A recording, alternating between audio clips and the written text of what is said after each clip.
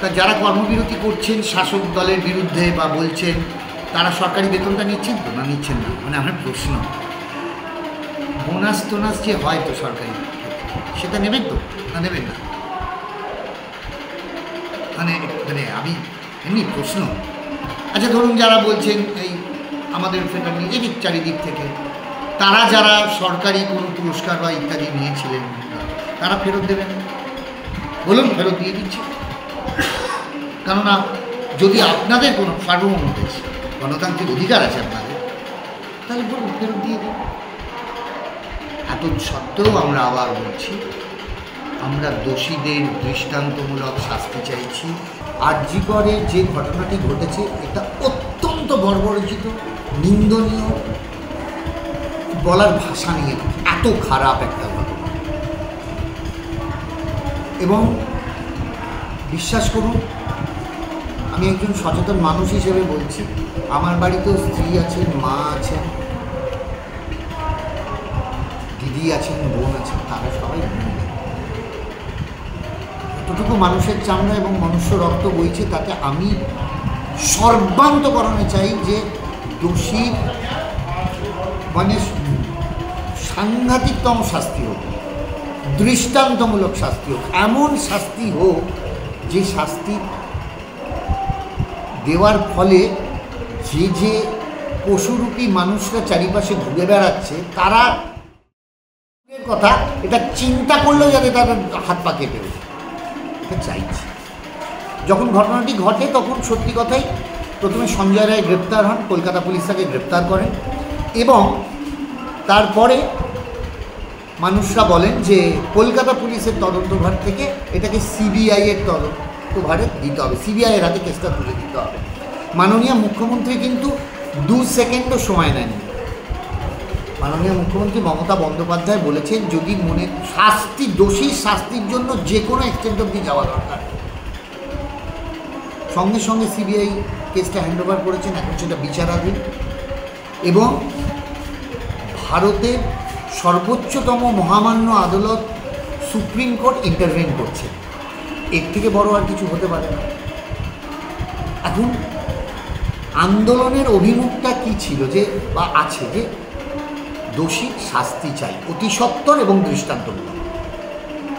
কিন্তু বিরোধী পক্ষরা যদি সেই আন্দোলনটাকে অন্যদিকে তার অভিমুখ পাল্টাতে যায়, তাহলে গণ্ডগোল। সিবিআই কেন্দ্রীয় শাসিত বা কেন্দ্রের অধীনে একটি এজেন্সি, রাজ্য সরকারের না, নাম্বার 1। নাম্বার 2, সঙ্গে রয়েছেন ভারতবর্ষের সর্বোচ্চ আদালত সুপ্রিম কোর্ট। 18 দিন হয়ে গেল বিচারাধীন মামলায়, আমি কোনো মন্তব্য করব না, কিন্তু 2-3টে প্রশ্ন থাকে। প্রশ্নটা হলো যে আচ্ছা, যদি মমতা বন্দ্যোপাধ্যায় সেদিনকে সিবিআইয়ের হাতে কেসটা না তুলে দিতেন বা বলতেন যে সিবিআই কেসটা না করুক, এটা যদি না বলতেন, তাহলে কি হতো? তাহলে বিরোধী পক্ষ এবং জনগণরা বলতে শুরু করতেন, মমতা বন্দ্যোপাধ্যায়ের মদতপুষ্ট কলকাতা পুলিশ সে এই তদন্ত দীর্ঘায়িত করছে। সেটা হয়নি। সিবিআইয়ের হাতে তদন্ত, সর্বোচ্চ আদালত ইন্টারভেন করছে, তাতেও মিছিলের নাম করে যে অশান্তি, বিভ্রান্তি, বিশৃঙ্খলা তৈরি হচ্ছে, এটার কি কোনো দরকার আছে? আচ্ছা, এই অশান্তি, বিভ্রান্তি এগুলো করলে কি দোষীর শাস্তি কাল হবে? হবে না তো। আচ্ছা, এই নবান্ন চলো বলা হচ্ছে, নবান্ন অভিযান, লালবাজার অভিযান, আচ্ছা লালবাজার কি দোষীর শাস্তি বিধান করবেন? বলবেন না। মানে আমি আমার প্রশ্ন বলছি, মানে রাজনীতিটা বেশি হচ্ছে। একদম। নবান্ন চলো, আচ্ছা নবান্ন থেকে কি বেরোবে? নবান্ন থেকে কি দোষীর শাস্তি বেরোবে? অর্ডার হবে? হবে না। তাহলে বিষয় থেকে বিষয়ের অভিমুখটা পাল্টে দেওয়া হচ্ছে, সেটা নয়। মমতা বন্দ্যোপাধ্যায় কেন, সেটা আমরা যারা আমরা চাইছি দোষীর অতি সত্বর শাস্তি হোক। 18 দিন হয়ে গেছে, তাহলে আন্দোলনটা যদি সিজিওর দিকে হচ্ছে না কেন? মানে এটা আমার প্রশ্ন, আমি বলছি না হোক। আমার প্রশ্ন, আচ্ছা সিজিওর দিকে কেন অভিযান হচ্ছে না, কেন সিবিআই কেন এত দেরি করছে এই নিয়ে মিছিল হচ্ছে না? সেটাই তো হওয়া উচিত। তদন্তটা এখন সিবিআই করছেন।